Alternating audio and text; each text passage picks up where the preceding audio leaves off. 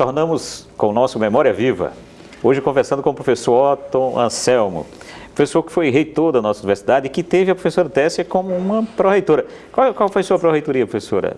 Eu sei, mas o grande público não sabe. Mas eu fui vice-reitora. Foi vice-reitora? Olha, vai que... Essa foi uma escorregada danada, imperdoável. Melhor dar um corte e recomeçar. Né?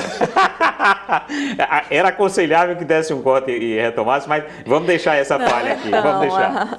Eu fui vice-reitora. Né? Foi vice-reitora. Com o Otton, e agradeço a ele a confiança que ele teve, né, a coragem. Ele é homem dos desafios. Então, a primeira mulher na administração da universidade vindo da área médica. Certo. Naturalmente que eu tinha um passado de política de saúde, certo, de extensão. Então, talvez por isso, por essa minha atuação, ele me escolheu. E aí, o que eu acho interessante é que já no bloco anterior se começou a falar, é que na realidade foi um desafio a administração da universidade entre 99 e 2003, manter a universidade funcionando, tentando crescer, um crescimento que era necessário, com um orçamento cada vez menor. Então, mas Otton deu continuidade a muitas políticas iniciadas e discutidas, assim como naquele período nós discutimos também. Então, eu acho que o staff, o pessoal todo da administração, era um pessoal entusiasmado e que tinha coragem e colaborava muito com a gestão, com a administração, no sentido de crescimento, de inovação, de manter a universidade funcionando. Eu lembro assim que as superintendências surgiram nessa hora, não é, Otton?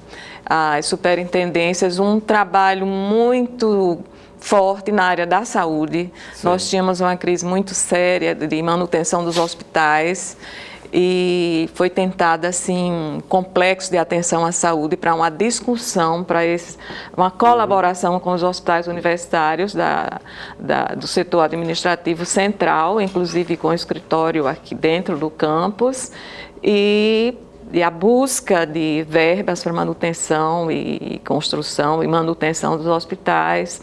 Então, um fortalecimento da pós-graduação, desde a residência médica que estava... Naquele momento, nós tínhamos sérios problemas, ameaças mesmo de alguns cursos de residência.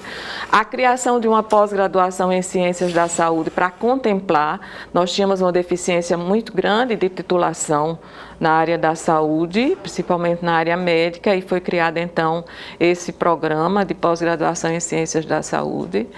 E tentou-se, com tudo que podia se tentar fazer o estímulo ao desenvolvimento da pós-graduação e da pesquisa. Eu acho que Otton pode lembrar, mas eu acho que esse problema assim, da área da saúde, de otimizar os laboratórios, nós tínhamos vários laboratórios, mas nós tínhamos deficiência, por exemplo, um hospital como a Maternidade Escola Januário Sico, um laboratório atendendo urgência, atendendo pacientes muito graves, e nós tínhamos deficiência de plantão de 24 horas e não tínhamos como resolver esse problema isoladamente. Então, se otimizou, juntou-se os técnicos e o arsenal dos laboratórios para fazer funcionar um laboratório único que desse uma assistência melhor, um suporte melhor às atividades dos hospitais. Então, isso aí foi doloroso para nós, para muita gente, mas nós tivemos também uma participação muito grande do Departamento de Saúde Coletiva, que nos assessorou o tempo todo, buscando os meios de trabalhar isso. Eu acho que nesse aspecto, e ele pode lembrar outros de outros setores, por exemplo, na área da química de petróleo, né? Naquele tempo, o início da construção do laboratório de petróleo com os equipamentos multiusuários, aquele foi um grande marco não é, para trabalhar, para o surgimento disso aí, fez a universidade crescer muito. Então, existem alguns pontos, né, assim, marcantes da gestão. Isso que você fala é super importante, porque significou nessa gestão também abordar a questão da saúde de uma outra perspectiva, né? Rompeu com a perspectiva... Dentro do contexto do SUS, da hierarquização, de trabalhar os hospitais universitários como hospitais de referência, realmente, né? Buscando, inclusive, marcação, a central de marcação de consulta, a inclusão dos hospitais, certo. O Hospital Universitário Novo Lopes conseguiu, nessa época, já entrar nessa central. Então, eu acho que... Mas eu sei, professora, que elogio de corpo presente não é muito legal, mas eu acredito, professor Elton, não sei se você concorda, que a presença dela foi fundamental para isso. Fundamental para esse trabalho que a gente foi na área da saúde, foi fundamental a participação da TESP, porque ela conhecia todo aquele sistema de funcionamento, né? Então, acho que a gente teve tinha autoridade moral para coordenar. Sim, exatamente. Então, era uma pessoa muito atuante lá na área da saúde, né?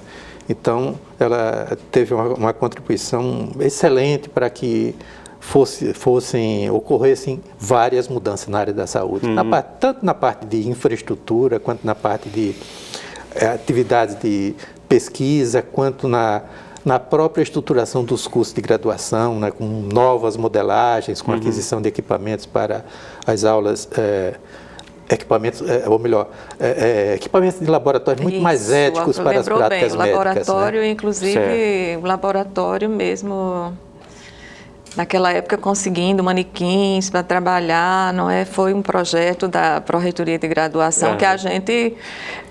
deu a ideia para trabalhar Doninha. Maria Doninha de Almeida. Tinha um time de primeira também, né? Então. E outra coisa que eu quero dizer, nós fizemos juntos. Certo. Nós sempre discutíamos para poder fazer. Então, eu não conseguiria fazer nada, absolutamente. Sendo modesta. Professor, era um momento de dificuldade da universidade, né? Como todos nós já sabemos, mas um dos desafios que o senhor enfrentou, que é um problema em todas as universidades federais, é o da distribuição interna dos recursos. Então, há uma mudança de patamar quando o senhor chega nessa distribuição interna. Eu queria que o senhor falasse um pouquinho sobre isso, porque daqui a pouco a gente vai falar sobre o Cientec. Mas isso que, às vezes, é um ponto de tensão interna na instituição, a distribuição de recursos. Como é que o senhor enfrentou? Porque o senhor estava me mostrando agora um gráfico no celular, apontando essa distinção que foi da sua gestão. Realmente não é fácil. Sempre foi difícil fazer discussões sobre distribuição orçamentária na universidade. Quando nós assumimos na reitoria, né, o percentual que era distribuído para as unidades acadêmicas tinha chegado a 30% aproximadamente, né? Tinha diminuído da lei 36, que tinha sido anteriormente, alguns anos antes, tinha diminuído para 30%. E a gente sentia, com toda aquela dificuldade, que os centros não tinham como se manter. Então, fizemos uma discussão muito difícil, pesada, até porque alguns dirigentes entendiam que o modelo que a gente tentava implementar não era o adequado na visão deles, né? Mas era um modelo em que a gente fazia evoluir para as unidades. Eu nunca consegui entender isso aí. Até que chegou um momento que ficou tão difícil que eu digo, não, acabou, é aqui. Tá? Então, conseguimos recuperar o percentual para 36% aproximadamente, e isso continuou por mais uns 2 anos depois que eu saí. Posteriormente, teve a criação de várias outras unidades, e hoje, infelizmente, para as unidades, essa distribuição está em 20%. Lógico que que a situação hoje, o contexto da universidade é muito diferente, né? Mas, de fato, aquilo que é administrado pelas unidades hoje só chega a 20% daquilo que vem para a universidade. Não vou aqui discutir se está correto ou não. Certo. Tá? Professor, tem uma dimensão da sua gestão que se traduziu no conjunto de atividades que foram fundamentais, mesmo com pouco recurso, que foi a dinamização da Cientec, que o senhor trouxe alguém de muito peso, o professor José Wilton Germano, né, que foi o seu pró-reitor de extensão. E nesse sentido, inclusive, a nossa produção, eu tenho uma fala sua em uma das Cientecs, não é isso, produção? Houve de tudo nesta Cientec 2002. Parecia coisa futurista. Todos se misturando na divulgação dos saberes da ciência e da tradição. formando um espaço de leitura do mundo para ver e ouvir os saberes do povo. O balanço da Cientec foi positivo. Variedade de eventos que tivemos durante a Cientec só caracteriza muito bem o que é uma verdadeira universidade. Nós não podemos de forma nenhuma ficar parados pensando apenas que a universidade é aquilo que eu faço, de forma nenhuma. Aqui na universidade nós temos todos os tipos de ideologias, temos todos os tipos de pensamentos, devemos ter todos os tipos de atividades e todas essas atividades têm que ser valorizadas. Não podemos pensar que apenas a atividade que fica na minha área de conhecimento é aquela que deve ser valorizada. Então aqui nós temos tudo, nós temos aquilo que a universidade faz, nós temos aquilo que a sociedade espera da universidade e a presença de público vindo de fora da universidade para cá demonstra muito bem isso. Muito bom. Muito bom, professor. Lá no fundo... saiu do centro de convivência para a praça cívica, a professora Tessia chamando a atenção sobre isso. Assim, lá, junto com o senhor, está o professor Wilton, lá, que era o pró-reitor de extensão, né? Exatamente. Então, foi no nosso penúltimo ano de administração que nós transferimos a Cientec do centro de convivência, que não cabia para a praça cívica, né, com todas as dificuldades financeiras. Conseguimos um contrato com o Santander, um contrato que nos repassou no valor de R$250 mil, que não seria para aquele ano, seria para os 5 anos seguintes. Né? Então, esse aporte de recursos aí, juntamente com mais algum da universidade, mais alguns patrocínios que conseguimos, possibilitou que se instalasse a Cientec na Praça Cívica, né? E desde então, sem dúvida, é o maior evento de demonstração da universidade para a sociedade mato-grossense. Mas tem eu estou querendo focar um pouco sobre essa gestão, porque também é nesse momento, e aí o professor Djalma pode nos ajudar aqui para recuperar essa memória, dessa dinamização na área de química do petróleo, não é isso? Química do petróleo. Como ele disse, era uma época difícil, mas a lei de petróleo foi em 98, né, e foi sancionada e colocada em prática a partir de 2000, né? Então a gente, em 99, nós concorremos o primeiro edital, né, a gente chama encomenda, né, da área de petróleo.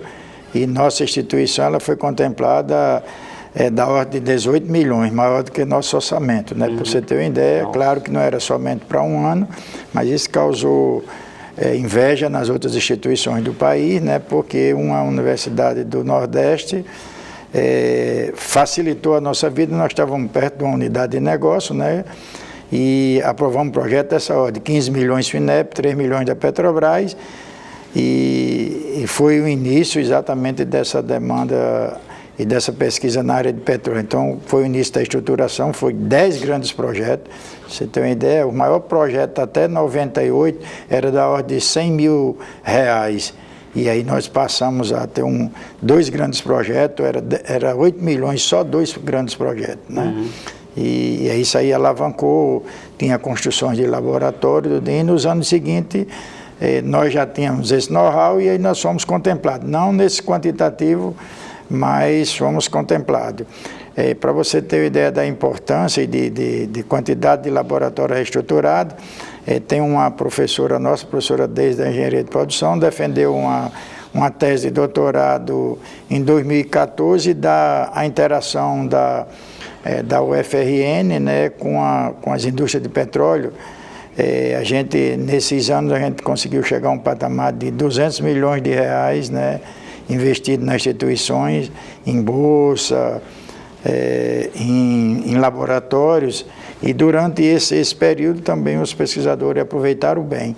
Existia uma crítica muito grande em 99, né, e que a gente iria se envolver em pesquisa aplicada, isso não ia gerar produto, nada, mas para surpresa do pessoal, nós criamos alguns cursos de graduação, como Química do Petróleo, Engenharia do Petróleo, Geofísica, né? E também uma pós-graduação na área de petróleo, mas não só isso, dentro de vários programas de pós-graduação, a linha de petróleo, inclusive na área de Direito e Direito de Petróleo.